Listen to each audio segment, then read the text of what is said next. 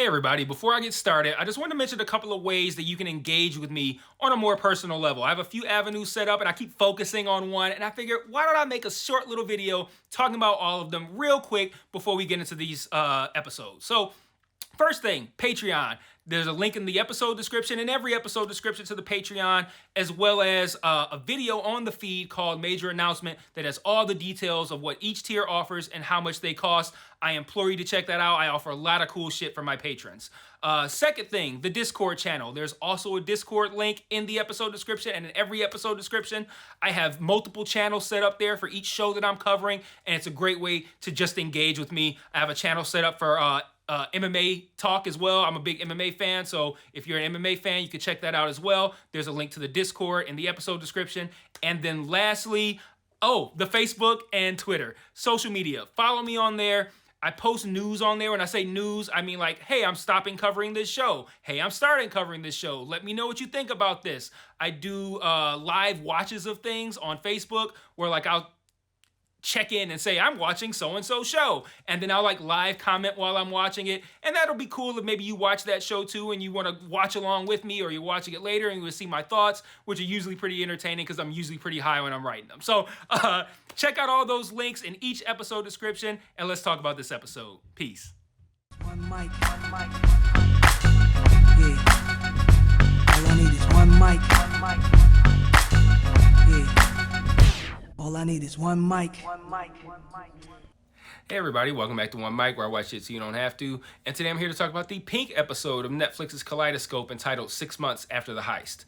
So this is my 7th episode, and this is one where I feel like, no, not one, I feel like a lot of episodes could have had some stuff trimmed out. But like by this point, I'm right before the finale, and I am just kind of worn out with how long it's taken to get there and to actually see what happened. You know, I felt like I had a lot of information after the last episode, and I was ready to go, all right, let's see the heist. And then now I got another 50-minute episode to get through. It's just like, But, you know, I think that my order of episodes could have been helped by me getting one of these after the heist episodes a little bit earlier. But I also, again, I keep saying, like I've been saying in every video, they just don't have a lot to work with. They're just not giving me much. So it's just like, you know, action scene, actor, not action scene, but information. Here's what happened. Here's something happening. Here's something else happening. Just information, and here you go. And there's not any kind of like real build up to anything. No knowledge of anything. No background knowledge of any of these characters. So it's just it's been a slog kind of to get to this point and get through these 7 episodes prior. I feel like they either could have we could have lost an episode or two and maybe had, 8 episodes, maybe had 6 episodes that are about 50 minutes apiece, or we could have kept it at 8, but then maybe the episodes could have been 30 to 40 minutes apiece tops, 40 minutes tops.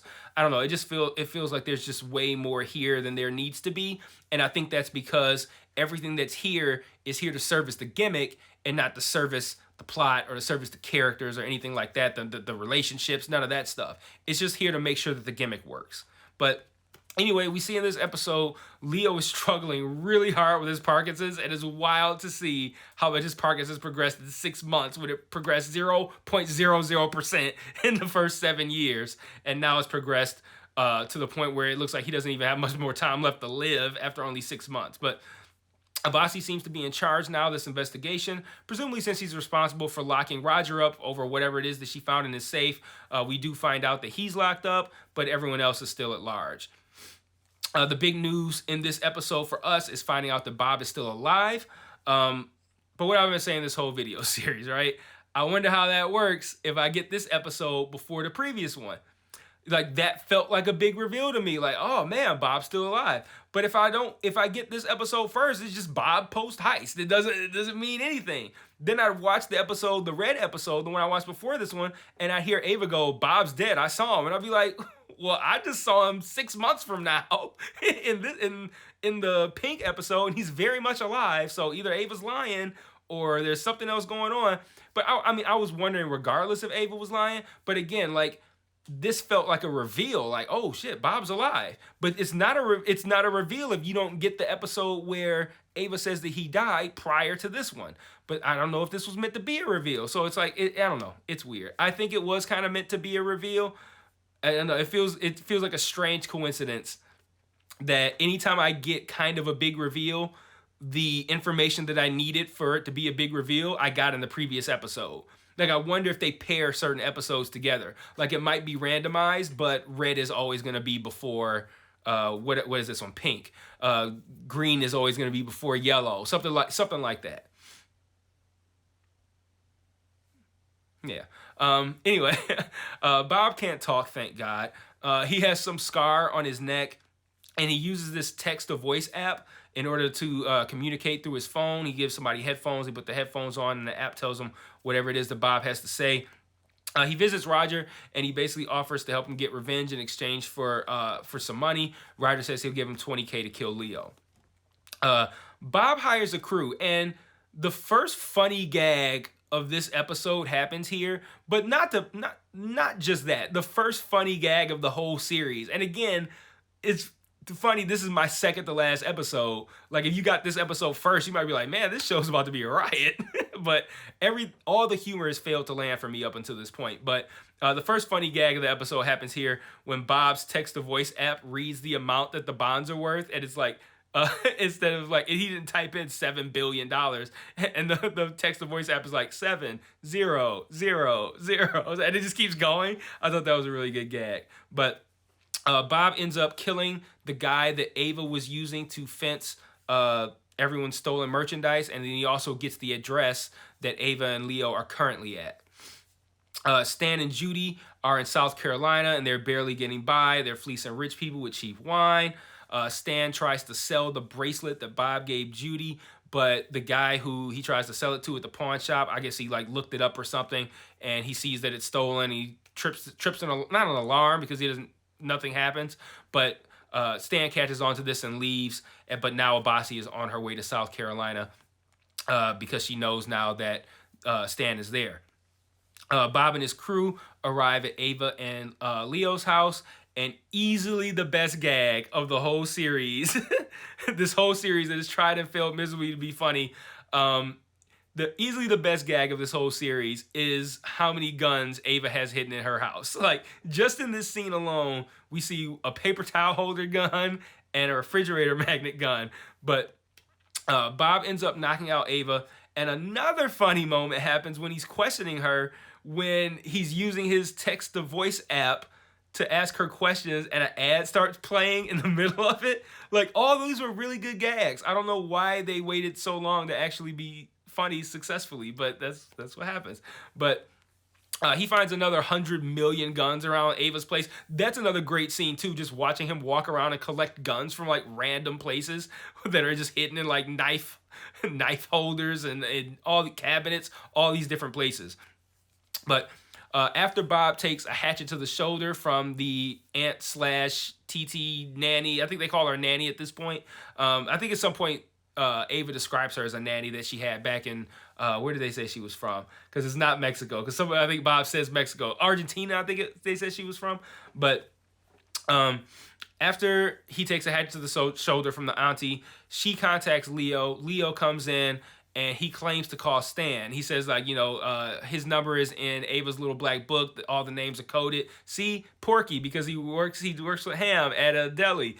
But it turns out that Porky is actually referring to Abasi because he's the police, and that's what we call police. They're pigs, right? So that's who Porky actually is. Bob goes to the meeting that Leo made for him and Stan, but it's actually Abasi that ends up being there, and she ends up killing Bob. And as he's dying, he sees pink sand, just like the episode, and just like he referenced in a previous episode about where he wanted to go. And I'm just like, again, what if I had seen this first? That pink sand wouldn't have even meant anything to me, but I remember him mentioning pink sand earlier, but that wouldn't have worked if I hadn't seen that episode earlier. But at the house, Bob's last remaining crew member kills Ava and her nanny after Ava grabs the one gun that Bob missed, which was like a fake table leg. She gets that, but she can't successfully pull off the kill. This guy kills Ava, and he kills the nanny / auntie right in front of Leo. Judy sees Bob's car after Bob has been shot She's at a taco stand with Stan. She takes the money out of it, and she seems to consider ditching Stan. And I am of the belief that she probably did. We don't see we don't see her again in the episode, so I don't know if she actually did. But I feel like if you get to the point where you think that hard, like if she was really into Stan, she'd have just got the money and left. But the fact that she's like looking down the street, like, hey, no cars, I could just run off. He ain't paying attention. I think she left, which is sad. But Leo FaceTimes Hannah, and he sees his granddaughter, who is named after his wife. I thought he was actually about to kill himself in this scene, but he doesn't. But he does actually end up getting killed moments later by someone that we don't see in a strange t-shirt. I don't even know what was on the t-shirt. I just remember it was black and the t-shirt was colorful, and there was objects that kind of looked like circular shaped objects on it, like very neon colory. I don't know what it was. I don't know if I was supposed to recognize that shirt and know that that was the person that killed Leo. I don't know. Maybe one of you guys could tell me in the comments, but I don't know who that was that killed Leo. But yeah, apparently we're supposed to know this shirt. And then we also, I think, see Abasi die. You know, she's figured out everything. She's still keeping going though, and she gets asked for directions by some old guy. He shakes her hand, and I gotta assume that he poisoned her with the handshake, because I've just finished watching Slow Horses, and they were poisoning people with little needle pricks that they had in like rings that had poison in them and stuff. So I don't know. I feel like we see her fall out across the street. I'm gonna assume she died. We see the little young dude that she worked with packing up stuff. So I'm gonna assume she died, and that was that. So that's the last episode for the finale. Time to check out the finale, and I'll be back soon. Peace.